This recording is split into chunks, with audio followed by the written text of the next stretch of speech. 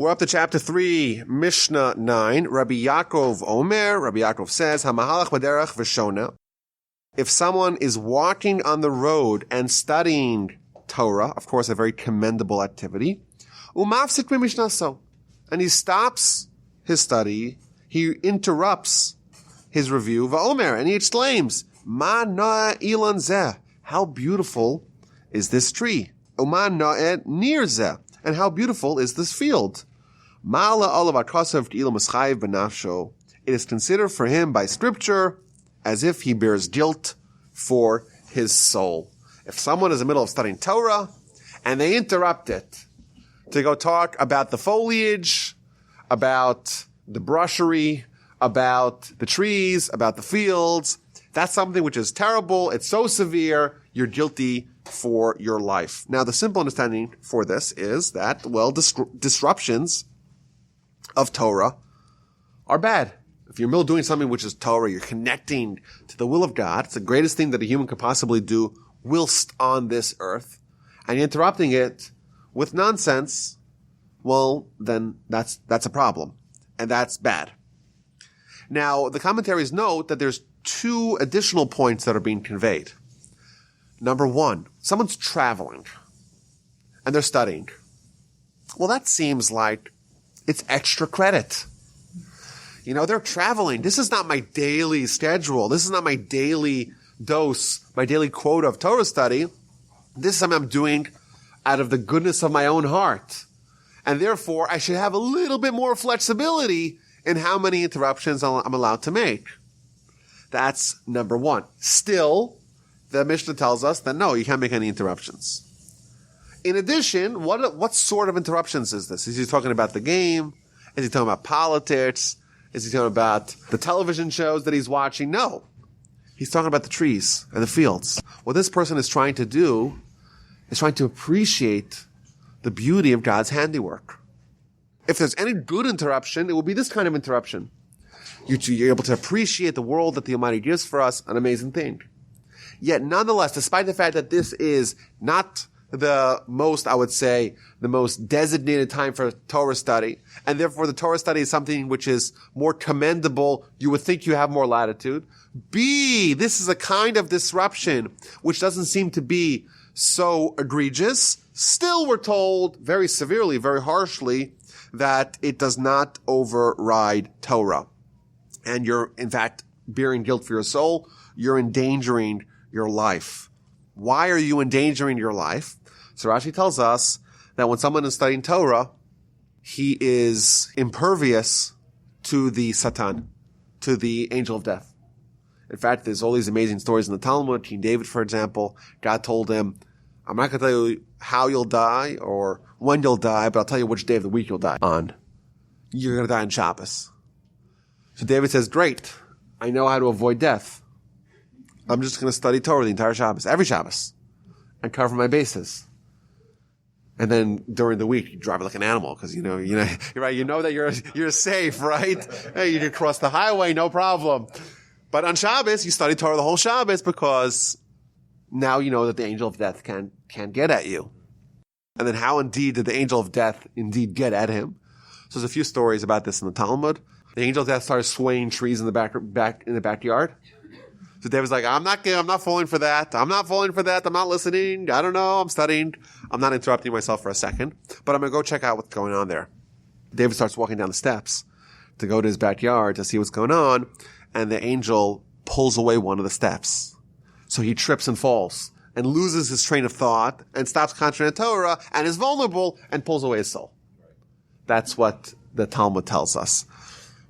But the idea is that when someone is immersed in Torah study, that creates a certain shield for them. Whereas when they stop studying, then they are vulnerable. And when they're vulnerable, it's possible that bad things can happen to them. And therefore, that's how Rashi understands what this means. When someone's studying Torah and they stop, maybe not the worst thing in the world, but you may bear guilt for your soul because you may indeed leave yourself vulnerable to dying. Now, this subject expands to cover a general idea called bitul Torah, which means neglect or avoidance or interrupting Torah study. And there's a lot of very scary teachings in the Talmud about how severe that is, how harsh it is. And just like we see here in the Mishnah, if we were to classify the interruptions of Torah study, we would say this is the best example of it. Because the Torah study, like for those reasons that we said, the Torah study is not as established, and the interruption is not so bad. All kinds of reasons that we would think this is the best kind of interruption. And yet we're told you're liable with your life. So there's other examples here that demonstrate that there's a very harsh punishment or very severe treatment of someone who interrupts Torah study. So for example, the Talmud tells us, the book of Avodah Zarah, page 3b, a little bit of a scary thing. Actually very scary, terrifying. Rabbi Levi says, someone who interrupts their Torah study and starts talking about nonsense, they feed them gachale resamim, which means coals of a certain kind of wood. Which means that you get to heaven, that's the punishment. You get fed hot, fiery coals. Now what this means, I don't know, but it is in the Talmud. So it definitely means, if we could say anything, it means that the Talmud views this as very, very severely not to interrupt Torah study. And I think this is even more terrifying because it's more vivid, it's more explicit than being told, oh, you're liable with your soul. Okay, we can, that's kind of like, that's very par. Whereas when someone is told exactly what you're going to be fed in heaven, then, it seems a little scary. But anyhow, that's just, a sampling. I'm going to give you some more examples of the severity that is accorded by our sages in the Talmud towards interrupting Torah study. So another example, here's the Midrash. The Midrash says that, well, what's the greatest mitzvah? The greatest mitzvah of them all, of course, is Torah study. And the most reward for any mitzvah is the reward given for Torah study. Well, what has to be balanced with that? The exact parallel to that is the punishment, so to speak, for neglecting Torah study has to be also the greatest. The Talmud tells us, in the book of Shabbos, page 119, Jerusalem was only destroyed because of the sin of neglect of Torah study. And the Gaon of Vilna, he explains that every single word of Torah study is considered its own mitzvah. But because Torah study is equal to all 613 mitzvahs combined, so every single word of Torah study equals 613 separate mitzvahs. So if someone studies an entire parsha, it's got 100 verses. Each one of those verses has, 10 words, maybe on average. So it's 1,000 words of Torah. You multiply that times 613, 613,000 mitzvos. Each one of those mitzvos is its own angel that you're creating with your Torah study in an incredible way. Like it's just a way to scale spirituality on a level that we can't fathom. That's only one parsha. And then you read Rashi. That's also considered part of Torah. That's became part of the corpus of Torah. You study one page of Talmud. There's, 300 words, 400 words. Unbelievable. The opportunity is so great. Therefore, what's equal to that is the flip side, so to speak, which is neglect of Torah study, or worse, when someone is in the middle of doing Torah study and they stop and interrupt it for something else. And then there's the Midrash, a very inspiring Midrash that talks about Moses in heaven for the 40 days to get the Torah. So the Torah tells us, Moshe testifies 3 times, in fact, in the Torah, that for 40 days he didn't eat nor drink. The Midrash adds that he didn't sleep. And the Midrash explains an example of a king who told one of his friends, brought him with him to his storage houses of gold and silver, and says, whatever you want to do, you can take. As much as you want. He was so delighted, he was so excited to go stockpile as much as he can. He didn't eat, he didn't drink, he was tired, but how can I go to sleep when there's such an amazing opportunity? Obviously, the complete opposite of this is the most fake example of this kind of excitement is people playing video games. There's been people who have been played video games to death because they literally died of starvation and they weren't even aware of it because they were so consumed with the love of the video game. And there was a woman who was arrested because she didn't feed her kid and the kid died. Terrible. She was busy playing video games for 25 hours. The little baby died. It's terrible because someone gets so consumed, so addicted, they can't help themselves. And they can't stop for anything else. They have to just sit there and, or binging or whatever. I think video games are more addicting than binge watching, but it's the same kind of thing where people they just sit and they just play and they just engage for hours and hours and hours and they don't even notice that they're hungry. And here Moshe is doing this for Torah. He's going for 40 days and he's so excited. He tries, maybe he was tired, but if I go to sleep, I may lose out, and therefore he didn't go to sleep for 40 days. And of course, he helps to be in heaven. You get the spiritual IV to give you that strength to be able to go through that. And one final story from the Chafetz Chaim. The Chafetz Chaim gives an example, a mashal, a parable of a guy who went on a business trip. He was poor, and he went on a business trip. And the place he was going to, very far away country.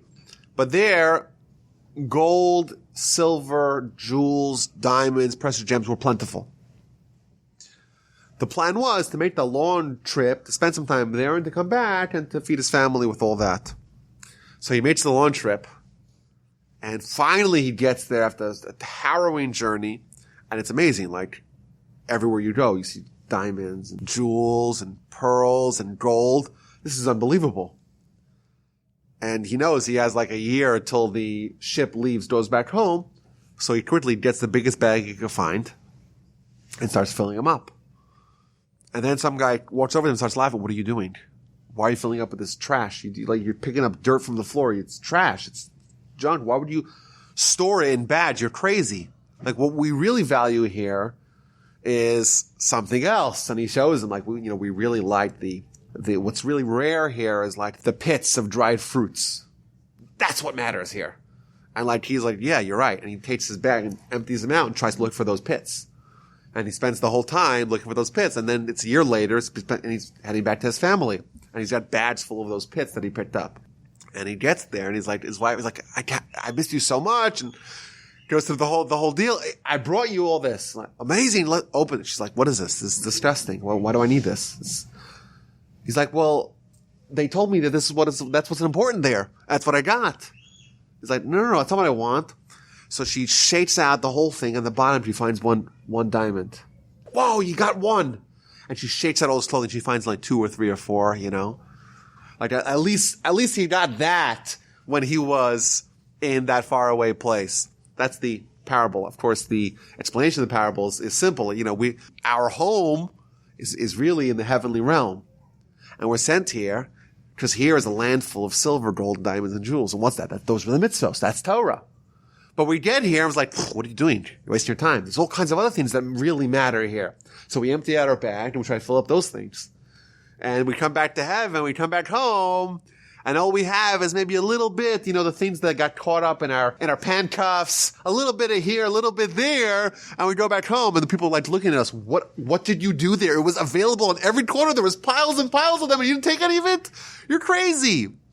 That's the example that he gives us about Torah study. Like 613,000 mitzvos in every parsha that we read. It's just incredibly valuable. That's the only thing that matters when you get to heaven. And what do we do? What do we do here? We like to argue about politics. We like to argue about sports. We like to do all kinds of other things, all kinds of other pursuits, and to neglect the things that really matter. Now, just to be clear, that's all by design. If everyone had easy access to the diamonds and everyone had the same eager desire for the diamonds, well, then there would be no free will. And the diamonds wouldn't be valuable then. It's only valuable specifically because people are repelling us from it. Our Yetzer Hara is pushing us away from it. There is resistance, so to speak, and we kind of get acculturated to the mindset of this world to realize or to think, erroneously of course, that other things really matter. And of course, the Torah is trying to kind of remind you, don't forget where you came from, your homeland, your soul. Where does it come from? Where's it going back to? It's the same place. Why did you come here? What was the goal? What was the mission? The mission was to go back and scoop up the diamonds. And of course, that's what we wear tefillin. We wrap the mission around our hearts and we put a mission every door. That's what we do. We read from the mission every Shabbos and twice during the week. And we pray every day. And all those are reminders to us about what really matters. But of course, there's a lot that it needs to penetrate for us to start living by those principles. But that's the idea. And that's why a Torah study is so valuable. And also why the flip side, why someone neglecting to do that, it's so asinine. And again, punishment is always a reflection of what the deed specifically was. Means when someone had an opportunity and missed out on the opportunity, and then they realize that. If someone takes a winning lottery ticket and shreds it, that in itself is the punishment, right? You don't need to smash them. They themselves feel terrible because of the lack of opportunity. That's the punishment. And that's why the punishment is so severe. Because the punishment is we finally realize what we had, how easy it was, and how we floundered so terribly. That in itself is and that's why it's the worst punishment, because it is indeed something which is so easy, so present, everywhere, ubiquitous. There's opportunities to do mitzvos. We can do millions of them a day, and we tend to ignore them. And that's what he's telling us. He's not trying to scare us. You're liable with your life. He's trying to get our attention. He's trying to shake us out of our stupor, to give us some sobriety and realize, what are we here for? Where did we come from? Where are we going back to? What's our mission on this earth, in this land? We're here for a purpose. Don't forget about that, and shake us awake. Let's start scooping some of those diamonds.